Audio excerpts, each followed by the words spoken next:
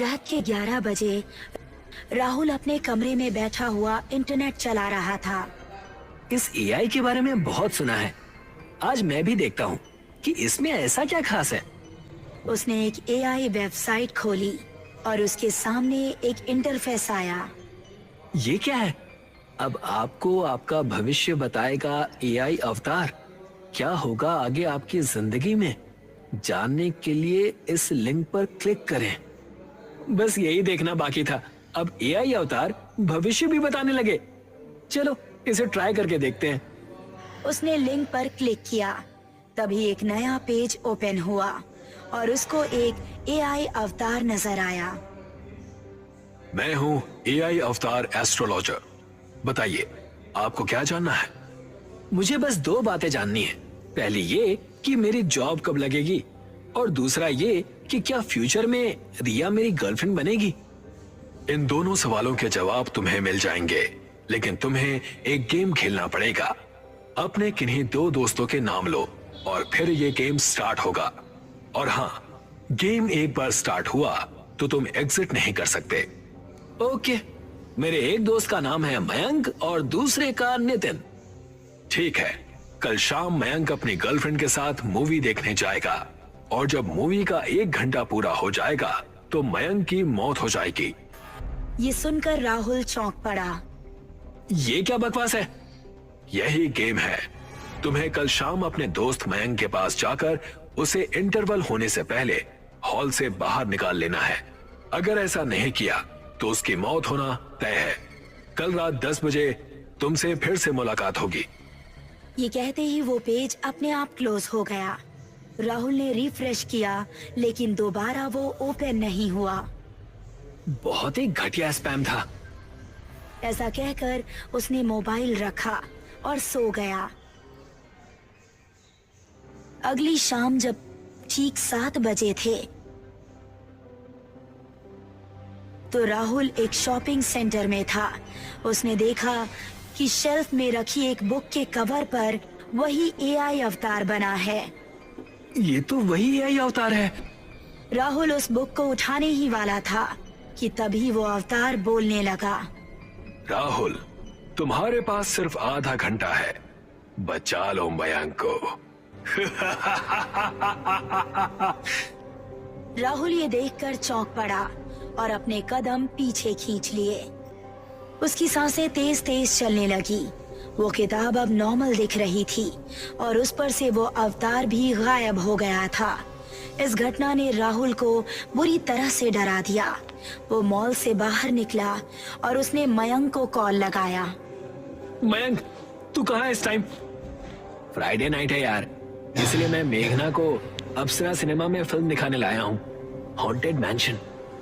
Oh my God, Mayank तू अभी के अभी हॉल से बाहर आ जा। मत देख उस फिल्म को। अरे यार, हॉरर मूवी हम देख रहे हैं और डर तू रहा है। मेरी बात को समझ। अगर तू अभी हॉल से बाहर नहीं आया तो तेरी मौत हो जाएगी। अच्छा मजाक है यार। ये कहकर मयंक ने कॉल कट कर दिया। मुझे खुद वहां जाना पड़ेगा। जब मूवी देखने की एस्ट्रोलॉजी सच हुई तो मौत की तो हो सकती है। मयंक और मेघना दोनों मूवी देख रहे थे। तभी उसके आगे वाली सीट पर बैठा एक कपल खड़ा हो गया। अरे भाई, आप लोग खड़े क्यों हो गए? बैठ जाइए ना, हमें मूवी दिखाई नहीं दे रही। ये सुनकर उन्होंने कोई जवाब नहीं दिया, लेकिन उनकी भयानक हंसी मयंक को सुनाई दी।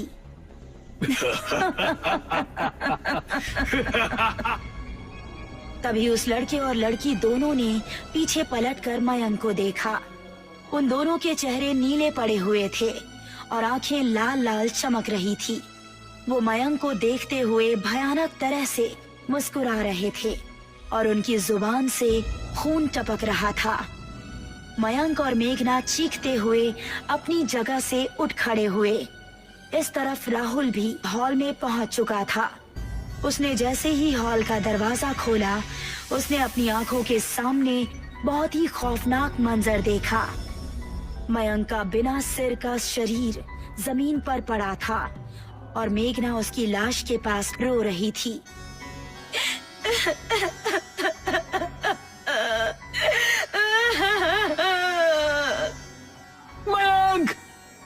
राहुल के पैरों तले जमीन निकल गई।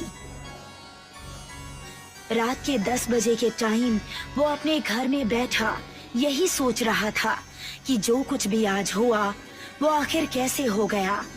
तभी उसका मोबाइल रिंग करने लगा। उसने मोबाइल उठाया तो वही एआई अवतार फिर से उसको दिखाई दिया। मेरे दोस्त मयंक की मौत हो गई। क्यों मारा तुमने उसे और कैसे मारा? तुम तो बस एक एआई अवतार हो ना, तुम खून कैसे कर सकते हो? जो हो गया उसका रोना छोड़ो। अब मैं तुम्हें दूसरे राउंड के बारे में बताता हूँ, जो तुम्हारे दोस्त नितिन के बारे में है। नहीं, मुझे कोई गेम नहीं खेलना। अब तुम एग्जिट नहीं कर सकते। ध्यान से सुनो। कल तुम्हारा दोस्त नितिन एक लड़की को प्रपोज करने वाला है। प्रपोज करने के 3 मिनट के अंदर ही वो मर जाएगा। तुम्हें उससे मिलकर उसे प्रपोज करने से रोकना है। और इस काम में अगर तुम मोबाइल यूज करोगे तो उसके साथ उसकी गर्लफ्रेंड भी मारी जाएगी। Get set go. ये कहने के बाद वो अवतार गायब हो गया और राहुल गहरी सोच में पड़ गया। नितिन तो अब मुंबई में रहता है, वहां पहुंचने में मुझे 14 घंटे लगेंगे। राहुल ने उसी टाइम कार निकाली और मुंबई की तरफ रवाना हो गया। नॉन स्टॉप 12 घंटे ड्राइव करने के बाद वो सुबह 10:30 बजे मुंबई पहुंच गया। उम्मीद करता हूं कि वो घर पर ही हो। उसने डोरबेल बजाई तो एक लड़की ने दरवाजा खोला। अरे राहुल भैया, आप आइए, अंदर आइए। नताशा, नितिन कहाँ है? मुझे उससे जरूरी बात करनी है। नितिन भैया तो आज सुबह ही कहीं चले गए। आप अंदर आइए, मैं उनको कॉल करती हूँ। नहीं नहीं, कॉल मत करना। मुझे अंदाजे से बताओ कि वो कहाँ जा सकता है।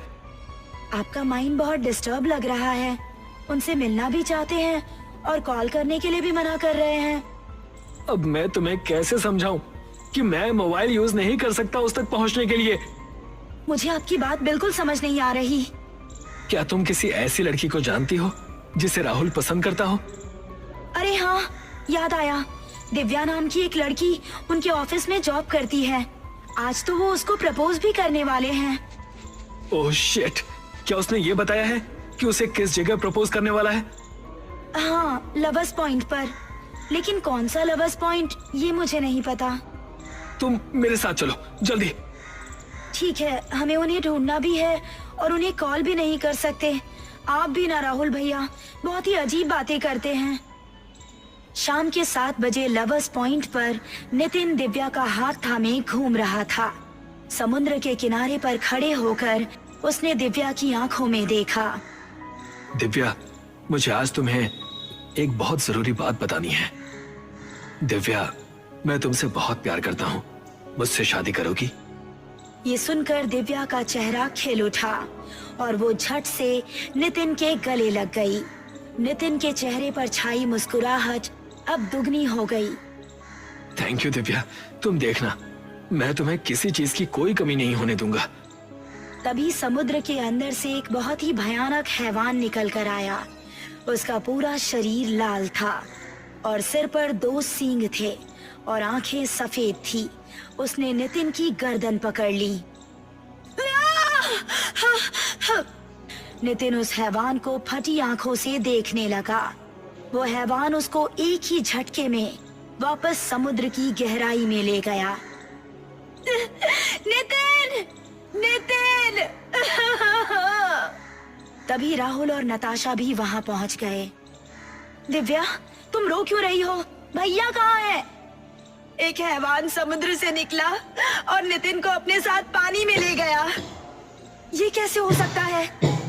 तभी नितिन का कटा सिर समुद्र से उछलता हुआ बाहर निकला और तीनों के कदमों में आ गिरा। नहीं! तभी राहुल का मोबाइल बजने लगा और फिर से उसको वही एआई अवतार नजर आया। राहुल, तुम तो इस राउंड में भी फेल हो गए, लेकिन कोई बात नहीं। अब तुम बस एक कदम की दूरी पर हो। ध्यान से सुनो।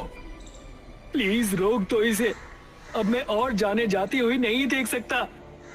तुमने इस गेम को शुरू किया है और तुम्हें अपनी जान बचाने का एक मौका जरूर मिलेगा। अब ध्यान से सुनो। कल रात 9 बजे तुम्हारे सामने जो भी इंसान आएगा, तुम्हें उसे जान से मार देना होगा। अगर तुमने ऐसा नहीं किया तो उसकी जगह तुम मारे जाओगे। राहुल ये सुनकर दहशत में आ गया। वो उसी टाइम वापस अपने घर की ओर निकल गया। मैं किसी को अपने सामने आने ही नहीं दूंगा। ना मैं किसी को मारूंगा और ना ही अपने आप को मरने दूंगा। वो अपने घर पहुंचा और अपने कमरे में बंद हो गया। घड़ी की सुई जैसे जैसे 9 की तरफ बढ़ रही थी, उसके दिल का डर भी बढ़ता जा रहा था। यकीन नहीं होता, कोई एआई अवतार कैसे किसी की जान ले सकता है। राहुल, तुम चीटिंग कर रहे हो, ये अच्छी बात नहीं है। ये आवाज सुनकर वो चौंक पड़ा। उसने मोबाइल निकाला तो स्क्रीन पर वही एआई अवतार दिखाई दिया। क्यों परेशान कर रहे हो मुझे? मेरे 2 दोस्तों को मार डाला। कौन हो तुम? तुम ऐसा क्यों कर रहे हो? क्या मैंने एआई यूज करके गलती कर दी? हाँ, की है गलती, वो भी बहुत बड़ी। मैं आज एआई घोस्ट बना हूँ सिर्फ तुम जैसे लोगों की वजह से, जिनको एआई यूज करना अच्छा लगता है। राहुल अब उसकी बात को गौर से सुनने लगा और उसने बताना जारी रखा। मैं एक वॉइस आर्टिस्ट हुआ करता था। मेरी आवाज कई यूट्यूब चैनल्स को चलाया करती थी और मैं अपने इस टैलेंट से काफी पैसे कमा रहा था। फिर एक दिन एआई वॉइस जनरेटर लॉन्च हुआ और मेरे एक चैनल ने मेरी आवाज छोड़कर एआई की आवाज यूज करना शुरू कर दिया। मुझे इसका बहुत बुरा झटका लगा। फिर एक के बाद एक सभी चैनल्स ने मेरी आवाज की जगह एआई की आवाज लेनी शुरू कर दी। मेरे पास जितने भी पैसे थे धीरे धीरे सब खत्म हो गए। मैं वॉइस आर्टिस्ट था, इसलिए कोई और काम करना मुझे गवारा नहीं था। एक दिन भूख प्यास की वजह से मेरी मौत हो गई, लेकिन मेरी आत्मा को शांति नहीं मिली।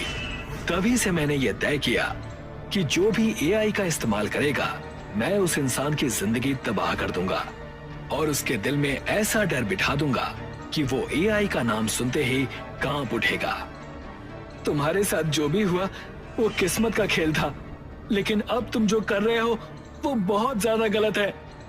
तभी तेजी के साथ कोई राहुल के कमरे का दरवाजा पीटने लगा। राहुल डर गया और उसके हाथ से मोबाइल छूट गया। वो बेड पर सिमट कर बैठ गया और दरवाजे को देखने लगा। तभी न जाने कैसे दरवाजे के अंदर से लगी कुंडी अपने आप खुलने लगी। ये देखकर राहुल की आंखें फट गई। तभी दरवाजा खुल गया और उसने सामने अपने पापा को पाया। राहुल बेटा, दरवाजा खोलने में इतनी देर क्यों लगा दी और तुम डरे हुए क्यों लग रहे हो? नहीं, मैं मेरे पापा को नहीं मार सकता, नहीं मार सकता। अरे क्या हुआ तुम्हें बेटा? तुम ये क्या कह रहे हो? पापा, आप यहाँ से चले जाइए प्लीज। तभी सीलिंग फैन अपने आप तेज तेज चलने लगा और नीचे आने लगा। राहुल बेटा, हट जाओ वहां से। सीलिंग फैन तेज रफ्तार से चलता हुआ नीचे आ गया और उसकी पंखुड़ियों ने राहुल की गर्दन काट दी। सब कुछ अचानक से शांत हो गया। राहुल के पापा सन्न खड़े रह गए। राहुल के मोबाइल में वही एआई अवतार दिखाई देने लगा जो कि कह रहा था, अब एआई बताएगा आपको आपका भविष्य। क्या आप अपना भविष्य जानना चाहेंगे? शाम का समय था।